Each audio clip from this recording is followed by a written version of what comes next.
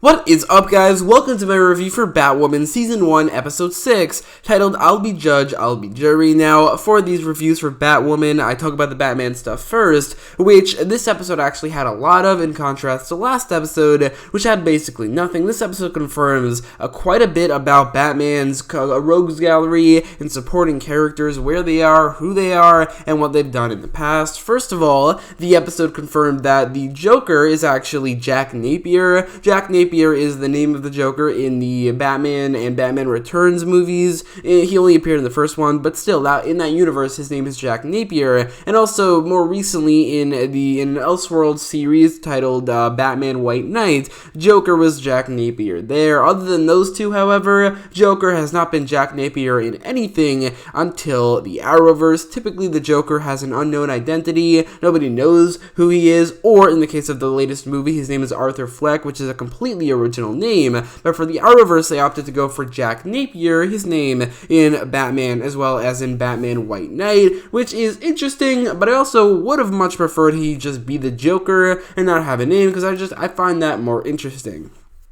Another thing that was confirmed in this episode based off Batman's universe and timeline is that Oswald Cobblepot used to be the mayor of Gotham City, as Luke Fox mentioned, Mayor Cobblepot. This is also something that they took from the Michael Keaton Batman universe. Jack Napier was the Joker, and in the second one, Oswald Cobblepot became mayor. He has been mayor in other continuities, like in Batman Earth 1 from the New 52, and I'm sure there are others, but it is, I think, originally from the Batman Returns movie, so this is definitely either a reference to that or inspired by that. But Oswald Cobblepot used to be mayor. However, he is currently in Arkham, as we saw his cell, and kind of him, as the Flash ran all these people back into their cells, one of which was Oswald Cobblepot. But anyway, that also adds something to the Batman's timeline. The Penguin used to be mayor, and I'm guessing when he went up against Batman quite a lot. Another thing we learn is that Lucius Fox is dead in this universe, and he died in the year 2015. Now, it is kind of a bummer that Lucius Fox is dead, but I think it does make sense for what we've seen up until now, as he's no longer around, and Luke Fox basically replaced him in terms of being Lucius Fox for Batwoman. Anyway, Another thing we learned that actually directly clashes a little bit with the timeline I made for Batman. If you want to check out that video and you haven't, link will be in the top right corner of this video. But in that video, I said that Lucius Fox maybe either retired or died, around the year 2011, to give Luke Fox a couple years to be Batman's tech guy, and also Lucius Fox had 11 years. However, it was confirmed in this episode that he is dead, but also he died in the year 2015. That would mean that Luke Fox probably wasn't working for Batman for very long, since Lucius died in 2015, and also Bruce left in 2015. I don't know if there's a direct correlation there, because I don't think Lucius Fox's death would make Batman leave Gotham City. In my timeline, I said it might have been Jason Todd's death, but maybe Lucius Fox and Jason Todd's death added on each other, and that's why Batman left. But the confirmation of Lucius Fox's death is a little bit both disappointing, because it would have been cool to see him, but also it definitely does make sense for the timeline.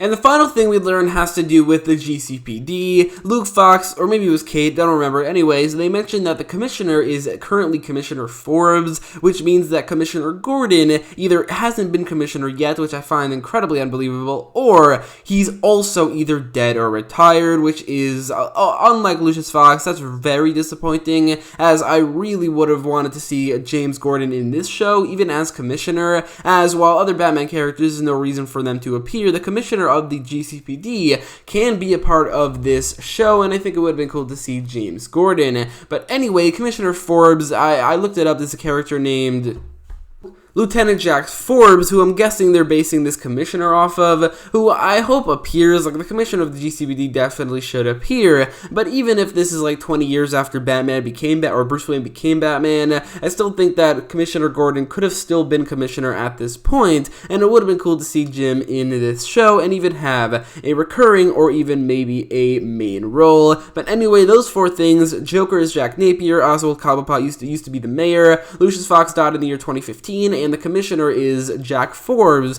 All were confirmed in this episode, which is infinity plus 4 times what we got in the last episode, which I think overall makes this episode already better, but also the actual episode actually had a lot of good moments outside of the Batman references and confirmations. The storyline with Alice and Mouse was not very good in my opinion, even though I like Alice as a villain, at least kind of.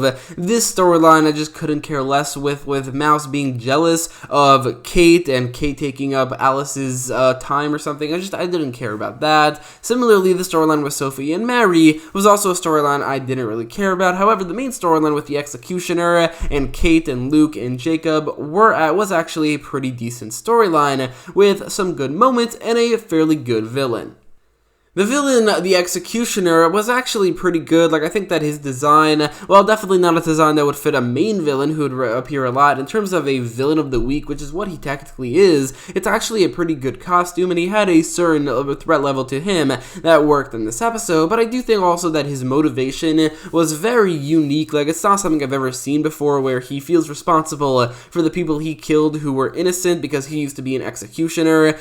And now he's going after the people who wrongfully imprisoned and sentenced those other people to death, which is, like I said, a very unique motivation, and it made Executioner, along with his design and threat level, a fairly decent, in fact, a very good villain of the week. It's just a shame that he was killed off in the episode he appeared in, because I think he could have been a good recurring villain in a couple episodes in this season, but since he's not exactly a big Batman villain, I don't have anything against them killing him off in that respect. It's just that he was a good villain of the week, and maybe we could have seen him again.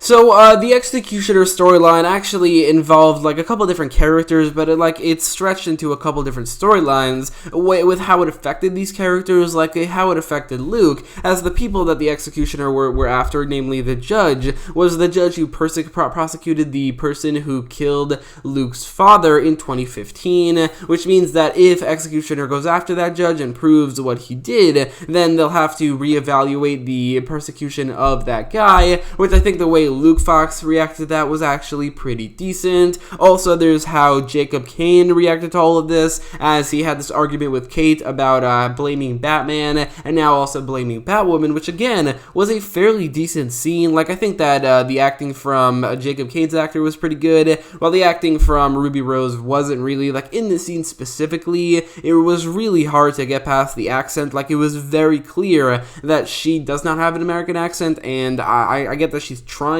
to play that she does, but it's clear that she's struggling there, and I could hear some hints of an accent, which I think kind of ruins any possibility for good acting. But either way, I think Jacob Kane was pretty good, and his storyline here with coming to terms with the fact that he blames himself for what happened to Gabby and Beth 15 years ago, that was a pretty decent storyline as well. So I think that the final fight between Batwoman and Executioner was a little underwhelming. It was really short, and Batwoman basically got her ass kicked and until Executioner was shot, which is a little underwhelming because it would have been cool to see Batwoman do something there. I mean, if you can't take out somebody like the Executioner who was taken out by a single bullet, then how is she going to be any help during the crisis? But also, like I said, I don't think Executioner should have been killed, as it would have been maybe cool to see him return in a couple more episodes as a recurring villain. But the final scene after the fight, like I said, is a good ending to Jacob Kane's storyline.